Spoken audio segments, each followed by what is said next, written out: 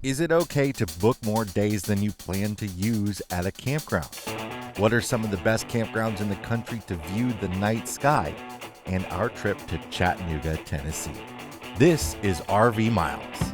RV Miles is sponsored by LL Bean, dedicated to helping you experience all the benefits of time outside and stay more comfortable while you're out there.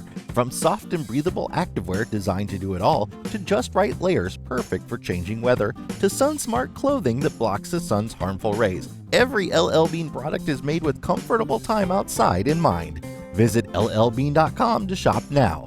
LL Bean. Be an outsider.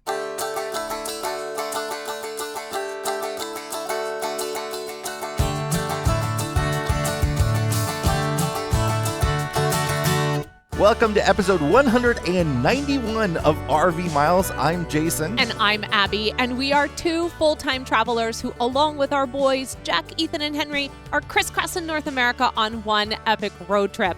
Each week we talk all things RV and outdoors, from travel destinations to gear, industry news, our national parks, and a whole lot more. We are coming to you from our very last night in the Gatlinburg, Tennessee area, the gateway to the Smoky Mountains. We've had such a great time here visiting the Smoky Mountains and Pigeon Forge and Gatlinburg and doing all the touristy stuff and all that. All the kitschy things. All the kitschy things. And a little bit of finding ways to get away from the kitschy things and finding the secret entrances to the park and stuff. We're going to bring all that to you later on another episode where we actually talk about this trip here. But this week we've got a lot to talk about. We've got some interesting things that have come up that I thought that you might like to know about, and then we're going to talk about our week-long stint in Chattanooga, Tennessee, which was a lovely place as well. It was very active weather-wise. It was active weather. The whole area in the whole South has been very active weather-wise. A friend of ours in the RV Miles Facebook group shared a photo of sad damage to their rig in Gulf Shores. They had hail. They showed a photo. It had the hail was took the whole palm of their hand. Yeah, they were at Gulf State Park. In fact, once again, Alabama just got slammed. This time it was more in the Mobile and, like you said, the Gulf State Park area. So if you were one of those individuals, we're just really, really sorry you got stuck in that, and hopefully you came out of it okay and safe. We're right here where if you're watching on YouTube, you see us in the Greenbrier campground, which is sort of on the east end of Gatlinburg. And there are a lot of bumblebees here, and there's one that's really excited that we're recording right now, and it's zooming around us and around the camera. So you might see a little friend if you're watching, and you might hear me shriek if you're listening and a bumblebee attacks me. They're harmless. They are. They're huge, though. They're very huge. They're very big. But the sites are a little tight here, so if you also hear people or cars driving by, that's why. But I wanted to start with something that a question that came up that I saw in a Facebook group, that this person was really trying to ask the question, do the right thing, and get opinions on this and understand what others feel about it. And lots of people have different feelings about this, so I'm not saying that there's one right way or wrong. But the question is, when you book a campground, is it okay? I believe uncouth was the word they used. Is it uncouth to book more nights than you intend to use? So say you're doing a big cross-country trip and you're trying to leave a little bit of flexibility in case you're late or early or whatever. Maybe you book an extra day or two in the beginning of your stay, an extra day or two at the end of different campgrounds that you might arrive at. And there are a lot of opinions on that for sure. But I guess what struck me about it so much is, gosh, that's the big problem that a lot of us are dealing with right now, is that everyone is doing that. And to a bigger extent than this person was talking about. A lot of people are booking 2 weeks when they intend to use a weekend, right? Yeah, or they're booking multiple weekends throughout the year, not sure if they're going to use them all, and then as they get towards that weekend, they're dumping it. Yeah. I go back and forth because I would appreciate it if you wouldn't do that. I would appreciate it if you just book the days that you need. But but I also understand that sometimes life and travel happen, and having that flexibility could be really comforting if this is the one and only vacation you take that year. So I love that they used the word uncouth. I just think that's a fantastic word. But I'm a little torn. I think, do it once, maybe okay, but if you're doing it every single trip you book and you're booking multiple trips for the year, all the way out the year, just maybe kind of consider other RVers who could use those 2 nights on the front end or the 2 nights on the back Yeah, end. part of it is the fact that campgrounds are so booked now Yeah. that Yeah. if they weren't sold out, it wouldn't really matter that much, right? Yeah. But some of the responses were like, "It's my money. If I book 2 weeks, which I often do, and use 4 days, and then I leave for a week and then come back, that's my site." And I Well, mean, yes, technically, yeah, but it's kind of rude. yes. I mean, my response to that would be then maybe you should consider getting a seasonal, Yeah. because then you can come and go as you please, and you know that you have that site for the entire season. Maybe that's a better option. Maybe that's the middle ground for those who want to book and say it's mine and I can come and go as I please. What I find interesting though is that school of thought. And again, I guess all campgrounds are different. Every campground we have ever encountered, as far as I know, has always said, do not leave your rig. You cannot leave your Yes. rig unattended for 24 hours. Eh, You can't pay for a site and then leave. If you don't show up and check in, We'll give it to someone else. Yeah. you void it.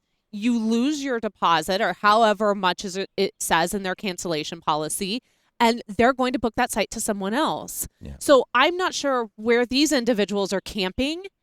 I've never known a campground to be like, oh, you booked 2 weeks, but you're going to come in for 3 and then leave, and then you're going to come in again. It's a Uh, difficult rule to enforce, I think, is the problem, is they yes, don't notice it and that sort of stuff. that is true. Like if you're leaving it parked there and then you go off, they're not standing there being like, oh, okay, well, Jason left at 9 a.m. He better be back by, whatever time. I know they're not doing that. I think that's an honor system kind of thing. But, that's my issue with it, is that, you don't need the space. If you're going to go home, take your RV with you and come back. But, I do see it's a gray area. It's a gray tank. That's the thing, is that what this person is suggesting didn't bother me too much, but the extreme of it is what bothers me. When, because some people will go and they'll, say they have a nice Army Corps of Engineers campground near them, within an hour drive or so, and they've got that senior pass rate, which is great. They get that half off for senior, so they might book every weekend for 10 weeks. They'll book 2 nights, and that's going to cost them what, $300 Maybe. to book 10 weekends, basically the whole summer of camping. And then they can go, and then they can decide later on which ones they're going to use, and they can cancel those, and they can, maybe pay a very small, like $4 cancellation No, it's fee, 10. It's a $10 cancellation or they can fee. move the dates, that sort of stuff. And sometimes they forget to cancel, or sometimes they don't, they cancel at the last minute. So a lot of us have seen, if you're a heavy camper, you've seen campgrounds that you thought you got like the last site at, and then you arrive and it's at least a third empty. That's kind of what I think happens a lot of the time. Yeah, I was texting with a friend the other day and I said, I feel like I'm hemorrhaging money right now because our travels shifted. And so I had to start re-looking at some places we needed to go. And everything's booked except for the super premium site at the one campground with the one spot left. And those super premium sites are super premium expensive. Yeah. And I said to her, I'm hemorrhaging money. But I don't have a choice. This is on us because we had to switch things up. But I know if I waited probably 24 hours before we wanted to arrive, I probably wouldn't have to pay that premium site. I'm sure sites would get dumped. And yet at the same time, I can't risk that. I can't risk that, that we wouldn't have somewhere to go, because what is the plan B Yeah. in a year where there doesn't feel like there's a lot of plan Bs? So it's odd. We're here during spring break. This is premium camping season, and this place was booked solid Yeah. the entire week that we have been here. It's emptied out today because everyone is heading home. School starts back up, on Monday, So, yeah, we're recording here on Sunday afternoon. Saturday. I mean, But sorry. that's okay. Saturday. Who knows what day it is anymore? Saturday afternoon. We have to travel tomorrow, so let's not record on our travel day. But yeah, it's emptied out because everyone's headed back. So, think about those things when you do them. If you're going to do them, it seemed like a lot of people in this comment thread find no problem with it and do it. But think about the fact that there are a lot of people trying to book sites. And if you are trying to book sites, realize that cancellations do happen quite often. I know that doesn't help anybody that's trying to travel cross country, but cancellations are very, very common, especially at state and federal parks. I just think things would be a little bit easier for all of us if sometimes when we thought about ourselves, we thought about the impact of what we do for ourselves on the impact of others. Yeah. Well, and sometimes you feel like, well, everyone's doing it, and am I making a difference? But yes, you are. Yes, you are. If you are the one that, like the Cranberries said, everybody else is doing it, so why can't we? Anyone who that is such a throwback album reference. Yeah. Moving on. Nobody cares about your cranberry. Don't say that. I don't care about I know you don't, but I loved them. The sound coming out of that band is the most grating. What are you talking about? Their first 3 albums. Their first 2 albums were spectacular. I can't get through one song. She was a life taken too soon, and I absolutely love their music. The end. Good for you. I know. Wow. We listened to the entire Prime Country channel yesterday in the car, so you need to back off my music. Okay. All right. The other thing I wanted to talk about is this is the end of International Dark Sky Week, but that's not something you have to celebrate during. We wouldn't have known. We're definitely not in an international dark sky area. But if you do want to visit some dark sky places across the country, we've absolutely loved that experience when we've been able to do it. I mean, places where there's no light, right? Amazing. And you can just see the Milky Way with the naked eye. Our friends over at Togo RV, we talk about them a lot. It's a great app. It's a great service, but they also have a whole lot of articles on their website that are free for anyone. They're really, really well put together articles. They're not some of these. Have you noticed that a lot of the blog posts lately are like, they make the text giant and they're like 5 sentences long, and it's all search engine optimization. Yeah, they're just cranking out the content crank out the content, which is frustrating because you don't glean anything from it. Yeah. So they're producing a lot of content over at Togo, but they're actually producing content that's useful. Yeah, and look at this post. Look at this post I'm looking at. There's not a single ad on it. We could learn a thing or two from them in our attempt. We are trying so hard to produce more content on rvmiles.com, but we're just 2 people. We need a writer. We need somebody else. Anyway, they have an article out that is the best RV campgrounds near dark sky destinations. So I thought I'll put a link to this in the description in the show notes, but I thought we could share a couple of these because we've actually been to a couple of these areas. And the first one is the Boundary Waters Canoe Area Wilderness up in Minnesota. Now, love that place. We have stayed more towards Voyageurs National Park, which is up in the same quadrant. Yes. And you can actually get views of the Aurora Borealis up there, the Northern Lights. That's pretty cool. We weren't able to. It didn't happen that time of the year when we were there, but you can get the Northern Lights up there. They suggested the Canoe Country Outfitters campground located near the eastern Boundary Waters Getaway. Another one is one we've stayed at, which is the Great Sand Dunes Oasis, which is immediately outside of Great Sand Dunes National Park.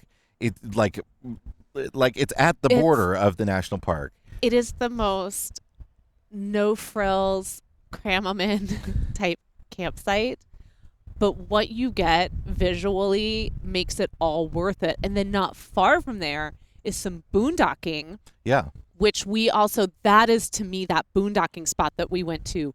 That was the stargazing of my dreams. And there's hardly anything else around there. There's the national park. There's this Great Sand Dunes Oasis campground, and hardly anything else. No, there's a few the little. Walmart was only 20-minute drive. No. I mean, within your view. Oh, yeah. When you're there, and the campsites in Great Sand Dunes Oasis are all pointed towards this grand vista of the national park. Yeah. It's pretty impressive. I just remember being amazed that you could boondock, have stargazing, and place a Walmart order and go get it.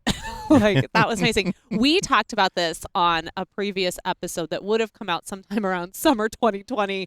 I do not remember what number it is, but I will drop it in the description if anyone wants to go back and learn more information about it. Another one is Bell Campground in Joshua Tree National Park. And we haven't been able to experience Joshua Tree at night, but we've experienced Joshua Tree. And it's such a great escape for people in the bright lights of Southern California and the whole Los Angeles area. And you can get out there, and it's just a whole different landscape that feels like you're miles and miles and miles away from anything. Yeah, and I mean, I know that the Palm Springs KOA could be an option too for that area. We've stayed in that campground, and we have been through Joshua Tree. It was not the best experience at the time because we were dealing with the bus. But one of these days, I would love to go back. I don't know though if Bell can do rigs over a certain. There are a lot of campgrounds in Joshua Tree. In Joshua Tree, a few of them can do large rigs, but most of them have no services. It's no hookups.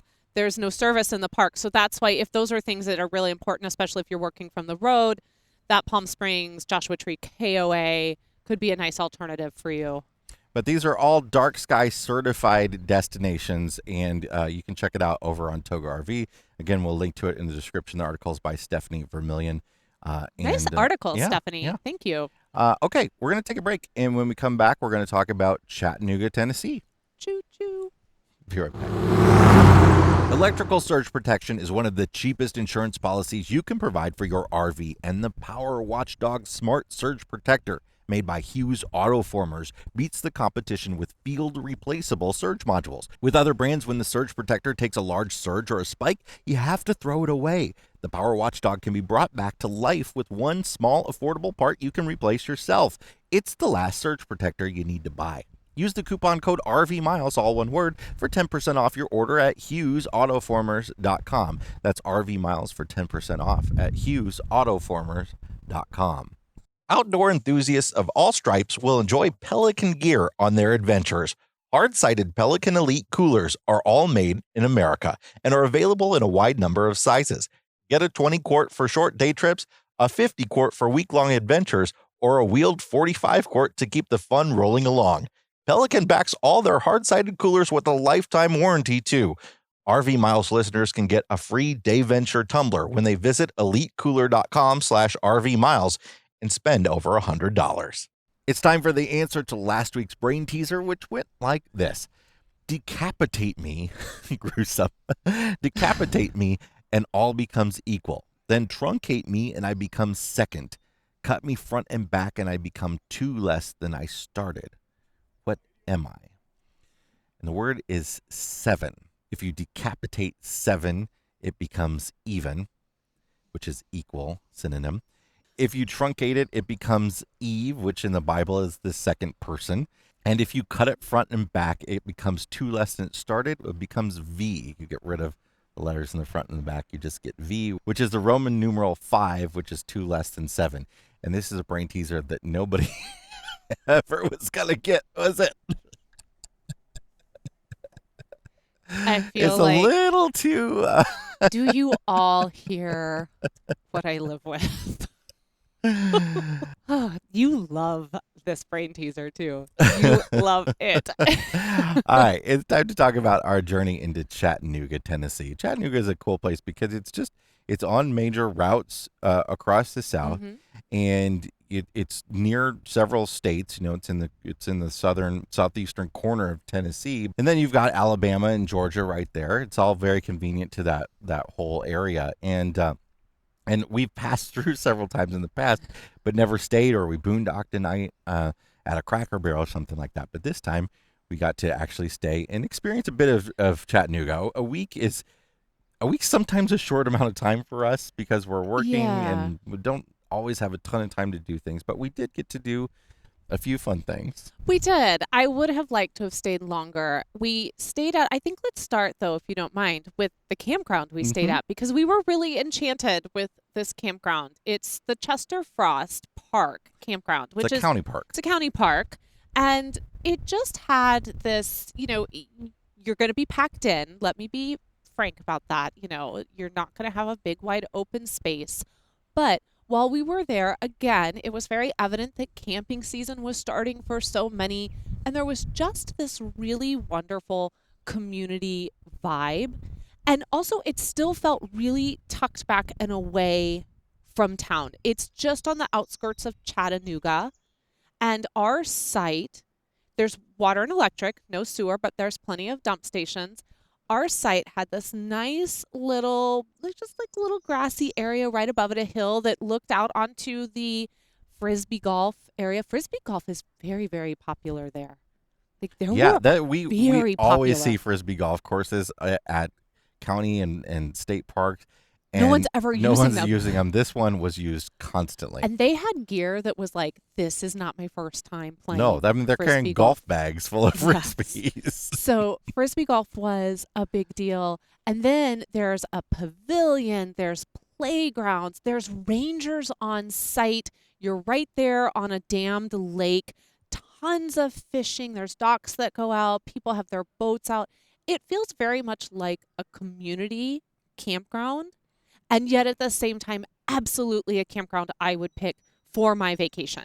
Yeah, sometimes you worry about the sites being too close to each other and all that, and the sites they're not terribly close to each No, other. not It don't really terribly. sound like that, but this park is it's massive. It's a Yeah. huge, huge park. And the campsites are kind of tucked in together in a few different areas. So even though the campsites are, fairly close together in a few different areas, once you step out of your loop, there's just space and space and space. There's Yeah. all kinds of walking trails and a lot of stuff to do within this campground itself. So it just feels like a great place. And I feel like a lot of people we're guilty of this as well. You start looking at federal parks and then you look at like you go to the state park website in an area and find a park and Yeah. or then you go to the private parks and you forget about county and city run parks and I think that's an easy way to miss places like this because there are a Yeah. lot of them out there. Some of our favorite parks have been county and city parks. And I would say, too, just, I feel like this is in regards to space, and we'll move off on the space, but it's in between being crammed in like you would be at a private campground and having sort of like the open space you would find at a state or, federal campground. It's kind of just like right there in the middle of those two. Yeah. So, it's $30 a night for non-county residents. Absolutely worth it. But I think the most charming part about all of this is that our site looked out across the field towards the pavilion. And our very last day there, after we had just had 24 hours of unending thunderstorms. Are we going to a hotel? Are we not going to a hotel? Are we going to suffer tornadoes? Are, wind advisories, et cetera, et cetera. A professional, these were professional musicians, bluegrass players, show up for what is clearly just a Sunday afternoon jam session over at this pavilion. We're talking violin, guitar, banjo, keyboard, and they just jam for like 3 hours. And they play just an eclectic, like, grouping of music, and it's floating towards the RV. And there's probably 20 singers too. Oh yeah, harmonies. The harmonies. There was a female who was knocking out some harmonies. I think she was just making them up on the fly, and I was so impressed. And we just sat there. I sat on my front steps and enjoyed the music. And at one point, I started crying because it struck me that this was the first time I had heard live music in over a year. And all these things kind of hit me, like how much I miss live music, how much I miss theater, and how the idea of going an entire year without live art was inconceivable to me before 2020. And I just looked at you and I was like, "Oh my gosh, I forgot what this sounds like." Yeah. It was really special. I don't know if they do that every Sunday.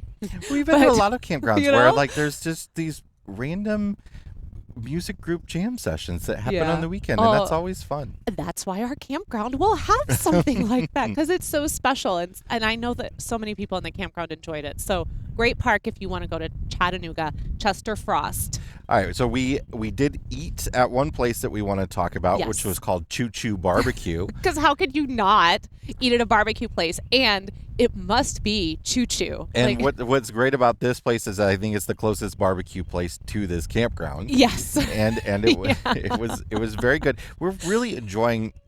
People get all hung up on which state has the best barbecue, and we're really Kansas City. enjoying trying the barbecue, knowing that Kansas City is the best. Knowing Trying it's not the even a state. barbecue in every state. Here's what I find so funny is that we always talk about what is the best state. No Right. one says Missouri has the best. No, because St. Louis is the worst. The worst. Sorry to all you St. Louis No, I'm people. not. Sorry, But- not sorry. But it is. Sorry. As a Kansas Cityan, I can't say I'm sorry. We're gonna hear about that. That's gonna go over well. I still love you all, and we've had great family vacations in St. Louis. But it's so funny to me. It's like Tennessee, Texas, North Carolina, Kansas City.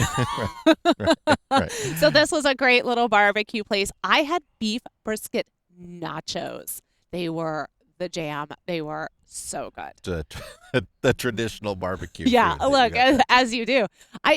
Anytime someone wants to switch up barbecue a little bit on me, I'm here for it. I will try it.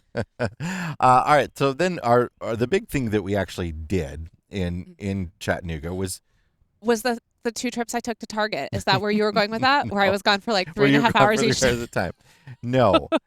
What the big thing we did was visit Lookout Mountain, which is people have been yes. telling us forever. You have to go to Lookout Mountain, and we've been like, we just don't never have did what? it. We didn't know what it was, never did it. I don't understand that because I don't think I'd ever heard the words Lookout Mountain. Okay, people have been telling Okay. me that. Thank you.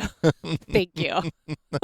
So Lookout Mountain it feels a little bit like Pikes Peak in a way. Not that it's nothing near like that type of drive. Oh no, you're not going that high. But it has an inclined railway tram that you can take to the top if you'd like, and Not then doing that. there are different attractions on the mountain. So we visited Point Park, which is a National Park Service site commemorating the Civil War battles in the area and on Lookout Mountain. And let's be honest, we were so not prepared for No. any of this. We just went for a drive, and we get up there, and I'm like, "Is that a National Park Service thing? Where are we? What's happening?" But what's nice is that, if you have your annual pass, you can get into that for free, and you get the views from Lookout Mountain. And there's beautiful. stellar views Yeah. of downtown Chattanooga. And then they say on a clear day that you can see Forever. 7 states up there. 7 states. Oh, only 7 states, huh? That's a lot. That of is a lot. states. No, I'm not saying it's not. That's a ton of states to be able to see. But also on Lookout Mountain, there's Ruby Falls, which is an indoor waterfall that I don't quite understand, but It's didn't visit it. underground. But And I think it's a World Heritage Site. But can I tell you, this is the Oh. thing. So you're driving, you're heading on your way up Lookout Mountain. You're on this drive up the mountain, and there's a town up there. Actually, it's A whole it's subdivision. neighborhood up there. People so live cool. right Yeah. next to the National Park Service site. But on your way up, you're passing Ruby Falls, and they have somebody set out in the middle of the road with a orange vest on, waving you into the parking area, and you feel like they're an official person telling you where you're supposed to go. Jason, No, Jason, hook, line, and sinker. I fell for it right in, And and they're just trying to get you to go to Ruby Falls. that's all they're you doing. just keep going on past, and you get to the other stuff. Jason was so mad. And it's so funny because there's very little that ruffles Jason's feathers. This ruffled the man's feathers.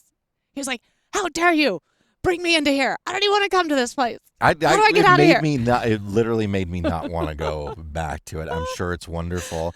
Then also at the top of the mountain is Rock City, which is a geological garden. And we didn't visit that Mm-mm. either because we were being cheap that day. We were just like, we're going to do the free stuff. We're We doing a drive. We're going to get the views of the mountain, spent and all our that's it. money at Choo Choo BBQ. Couldn't do anything But more. if you wanted, you could easily spend a couple days on Lookout Mountain Oh, just doing sure. those few different things. Yeah. It's a vacation destination for sure. And then the final thing that we got to do in the Chattanooga area was visit the Bluffview Arts District. Or art. Or They do Arts not put an District. S on It's that. Yeah. Bluffview Art It's District, Bluff View Art District. which is a beautiful neighborhood that's kind of, as you would think, up on a bluff. And it is a kind of a historic, older neighborhood, and you can walk around and see all the historic houses. There's a big art museum there. And we went to visit a cool coffee shop. We specifically went for coffee. We may have not been able to go to Rock City, but you better believe I left something in the budget for some coffee. So we went to Rembrandt's Coffee House, which has an incredible pastry selection. Yeah, this is way more than a coffee shop. Yeah. This is like a bakery, pastry, candy maker type place. Yeah. And then they have this just huge. Oh, their truffles are incredible. They have They're this beautiful. huge outdoor garden area where you can sit out and eat and just kind of watch people and all that sort of stuff. And they had gluten-free options, so I appreciated that. That lemon bar was so delicious. Oh, that was gluten-free? That was really good. Wasn't that good? Wow. It was so good. And I also had a cappuccino, which was delicious. So that's about all we got to do in the time we were there. That's what we can manage in a week as a full-time family working from the road. But there's other things close by. There's the Chickamauga National Historic Site, which is supposed to be spectacular, that we really should have went to. We should have gone there. You're not too far from Lynchburg to visit the Jack Daniel's Distillery, which we did a great See America episode on that you ought to listen to. The story of how Jack Daniel's is made just makes me want to drink Jack Daniel's all the time. Oh, great, good. I wish that we could have figured out a way for you to have a day to go there. I really wanted you to go there, but it didn't work out, and those storms really just sort of derailed one of our travel vacation days. But there are actually lots of distilleries in the area, so you can do some of the distillery tours. There are distillery road trips in the area that you can do as well. Yes. So that's our visit to Chattanooga, Tennessee. We look forward to getting back there someday because it does really seem like a place where we could spend a serious amount of time in. Absolutely. All right, we're going to take a break, and when we come back, we'll have our Fresh Tank Black Tank segment and the new brain teaser. Be right back. As an RVer, you know how important it is to have quality RV roadside assistance on your side, like CoachNet. Imagine driving down a major highway and hearing an explosion. Immediate panic sets in as you realize you just had a high-speed blowout. Your nerves are shot, you're stressed, scared, and now stranded. When you have CoachNet, the first thing they ask when calling is, are you in a safe location? Showing a level of care that immediately puts you at ease. They send out a tow truck suited for your RV and tow you to a repair shop where you can catch your breath and finally relax. CoachNet has over 30 years of RV industry expertise, and their mission is to ensure that you enjoy a carefree RVing experience by getting you back on the road for making memories with your family and friends. For more information about CoachNet memberships, visit welcome.coachnet.com/RV miles. All right, it is now time to check the level of our tanks. Abby, what is in your black tank this week? So my black tank actually just came about this morning, and one of our fellow campers, they were loading up, getting ready to head out, and we noticed that the truck that they were pulling this RV with was basically dragging the ground in the back. I can't imagine like they go over any sort of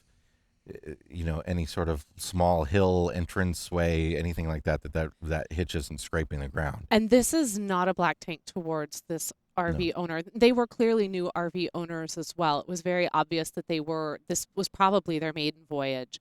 My black tank goes to dealers who allow people to leave their lot with an RV that is clearly not suited for the truck that they're going to pull it with. This was a 150 that they had this travel trailer on that cannot handle this particular model that it was pulling. And I am really, really tired of RV dealerships putting the sale in front of the safety of the buyer. And this has to stop. A lot of people will say that it's on the customer to know better. But you know what? Our dealer said to us, now you got a big truck to tow this with. Like, you're not going to come in here with an F-150, are you? I will say, yes, you are right. It is also on the owner, but it is on the dealer just as much as it is on Yeah. the owner. You are the one showing those people these RVs. They tell you, this is what I can pull. And then they look to you, the expert, to show them what is possible. We have seen episodes of Go RVing where we have been like, hold up. That can't pull what you are showing them right now. Like, Yeah. that's not possible. And so there is this disconnect. And even if I think that's all made up, which it is, but it is. but Still, but that also happens in real life. Right, but it's a narrative. Yeah. It's creating a narrative where it's like, oh, look, this dealer knows what they're talking about. They are an expert. They sell they're RVs. They're supposed to guide you on this purchase. And yes, you have to take what dealers say with a grain of salt. But the better dealers do this right, and they do guide you on this purchase, and they help you figure out what truck you need, and they help you know that just because the truck says it can tow 12,000 pounds doesn't mean that you should buy an RV that weighs 11,670 pounds. So I guess, but my point is why should I have to take that with a grain of salt? How is this any different than, like, let's say we have a student that walks into a musical theater class that I'm teaching where they have now paid thousands of dollars to come to this school, and I am going to teach them a particular method about this art form. Because they are looking to me as an expert. Because you've already got their money and the dealership hasn't got your money. I mean, you're absolutely right. They came to the school because they considered me knowledgeable. They considered the school knowledgeable, that they would put that money forward. And then what, they're going to sit there. Could you imagine if you were working with someone and everything you said in your particular role, they were like, that's wrong. I don't believe that. But yes, I mean, you shouldn't have to do that. But obviously, customers do have to be diligent with dealers because we know dealers do this kind of stuff. But my point is that they shouldn't. No, of course. They have to stop. This has to stop. This family is traveling a very far distance back. And, I worry about them. We're in the mountains here in Tennessee, and there are worse mountains out there. I feel bad for them because, they deserve a safe trip. And, I just feel bad. If they went in and they didn't know anything and they trusted the dealer to guide them and they left with something that, is going to potentially do harm to their automobile, I feel bad for them. And, I just hope that this is maybe for anyone who's thinking of purchasing one, as Jason said, take what your dealer says with a grain of salt, and please do as much homework as you can on your own, because sometimes there are some dealerships, not all dealerships, this isn't a blanket statement, but there are some dealerships where what's more important to them is the sale than your safety. Absolutely. All right, what's in your fresh tank? Okay, so my fresh tank is a complete 180, but we went out to eat last night and we were treated to live music again. Second time we've had live music, and yeah, it was fantastic. This woman, she was amazing. Okay, so she's just sitting up there. It's like 4:30 in the afternoon. Yeah, it's 4:30 in the afternoon on a Friday. She starts her set. She plugs in her phone, so she's gonna have some karaoke background, but she's got her keyboard. She's wearing this bright rainbow shirt, and I mean, she looks like she is about to take the stage in Vegas. She looks fantastic. She's got glittered eyelids. I am like so ready for this woman. And she plays everything but what you would have expected her to play. Okay. These are the 3 songs in her set list, just in order that she threw out at us. Kiss, Red Hot Chili Peppers, Paul Simon. She did those all 3 in a row. Back to back. With her keyboard, and she was doing everything like in a lower key. So she breaks out of course she breaks out some Dolly Parton, but she's just like, Jolene. She's just every song like, nonchalant. So, I want to rock and roll all night. Right. She's like, just getting through it. Yeah, here's some Mumford and Sons. It's totally normal for me to be playing Mumford and Sons right now. And so it's 4:45 in the afternoon. Someone goes up and drops some money in the tip jar. She's like, what do you guys want to hear? Of course, naturally, it's 4:45. Who doesn't want to hear Sweet Caroline? So they're It's our like, third song. You don't request Sweet Caroline as somebody's so, third song in the afternoon, but they didn't. She was like, but "You're gonna sing it with me, yeah, right?" she literally was like, "You're gonna have to participate in this," and But she did did it. it. She did it. I don't know if there's what is not in her she repertoire. she did It's so good. she did "Can You Feel the Love Tonight" from The Lion King. All right, she did everything. That is how she started her set. Was like, oh, by the way, here's some Elton John. And I mean, I was full on, woo, every time a song ended. And I never knew it was going to be coming next. It was so good. I just hope that the next time I come in this area, that this woman whose name I did not get, I 100% will go back and watch her set again. Loved it. All right. What is in your black tank this week? There's been a lot of talk lately about different public lands closing down to camping because they can't deal with the mess or people using them too long and all that sort of stuff. And our friend Damian Ross, who also has the Rootless Living podcast, you should check out in the Rootless Living magazine, posted something on social media the other day that really got me thinking. That it was really about how so many RVers out there that are camping on public lands are actually picking up a lot of garbage and picking up a lot of garbage from the day use users. Now, I don't want to, build like a day use against overnight type people, but there's this narrative out there that the more RVers that are on some of these public lands, the more mess there is. And I got to say, most of the stuff that we see out there, most of the garbage that we see out there is somebody visiting the beach for the afternoon and they just leave stuff behind. Yeah, I think it's, unless you stand there and watch every single piece of trash thrown down and get, written record of who did that, how do you know? Yeah. I mean, you can share your own experience and, Damien's right. Like, a lot of times we'll go places and we clean up the area that we're in. I bet a lot of day users do that too. I bet a lot of backpackers do that. Again, we continue to spin narratives that we like to blame certain types of people. Yeah. Like we feel better when we can say, "Oh, it's not me." Yeah, and we shove somebody into a box. Exactly. I don't want to blame the day users, but I do this idea that RVers are leaving all the trash is, I think it's doing exactly that. It's narrow-minded, it's specific, and a lot of us are out there cleaning stuff, and a lot of us are cleaning up stuff. There's like teenagers drinking and throwing beer bottles and stuff teenagers do, and I didn't. Were you that kind of teenager? I did not do that, because but I can't but imagine. it is something See, that happens. do you imagine Jack? No, but it's something I'm just saying. that I know. I'm just it teasing. happens. I'm teasing. I'm not blaming anyone specific. No. I'm just saying that but there is this idea, and I think that I guess my point here is that us RVers can help. If we continue to do that stuff, we continue to clean up stuff. Let's help perpetuate the idea that we're actually out there improving public lands, and maybe there will be fewer issues with public lands closing down because there's a problem.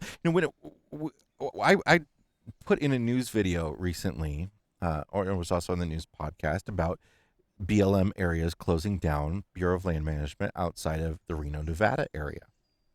And a lot of the comments were about how it's just lazy that the Bureau of Land Management is not policing those areas and closing them down instead, because what's happening is people are overstaying their limits. There's homeless people. There's various reasons why people are doing that, but people are camping on certain lands for, more than the 14-day limit. And some of them are, building homesteads out on public land. And obviously that kind of stuff can't happen. And people said, well, that's just, it's lazy. The Bureau of Land Management just needs to get in there and do their job and police these people and get them out there. But did you know that the Bureau of Land Management, which operates 10% of this entire country's land, that they have 200 law enforcement agents? That's one law enforcement agent per 1.25 million acres of Bureau of Land Management land. So yes, that needs to happen, but also they need some help and support, because that's insane. Yeah, that's wild. And I think unless that changes, we might see more places starting to close down, because ultimately their responsibility, I believe, is to protect the land. Right, not to protect recreation. Yeah, right, so not to give you a place to camp. They're closing lands because they physically can't do it, and so the can needs to be kicked up higher. They need to get support somehow, but that's the overall issue. You have to realize that if they're going to get support somewhere, it's going to come from us.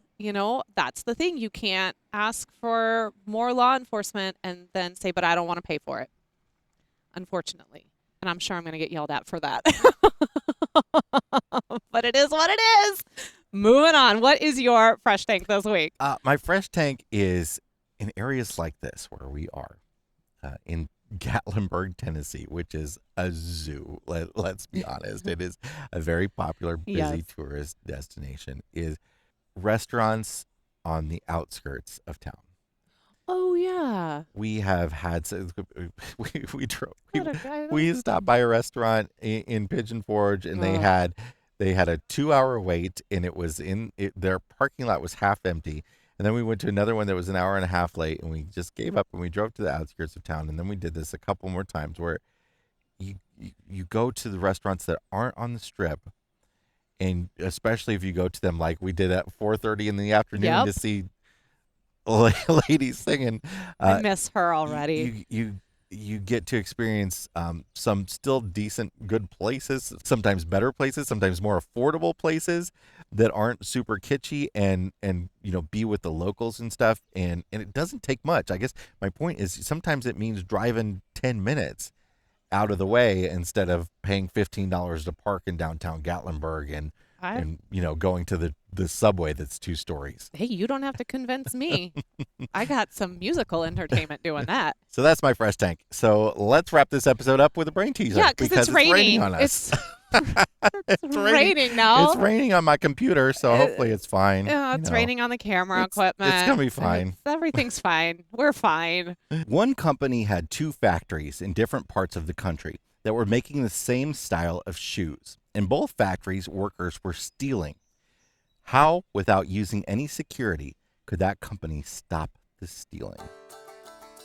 We'll have the answer to that and a whole lot more on next week's episode of the RV Miles podcast. Yes, we will. And of course, a very friendly reminder that if you are enjoying RV Miles, would you head over to Apple Podcast and leave RV Miles a 5-star review? We are closing in on 1,000 reviews, and we are still holding tight at 5 stars. So thank you to everyone who has taken the time to go over there. We appreciate your feedback, and we look forward to talking to you guys every single week. So if you want to talk to us, come find us over at the RV Miles Facebook group, which is also closing in on 10,000 members, which is crazy.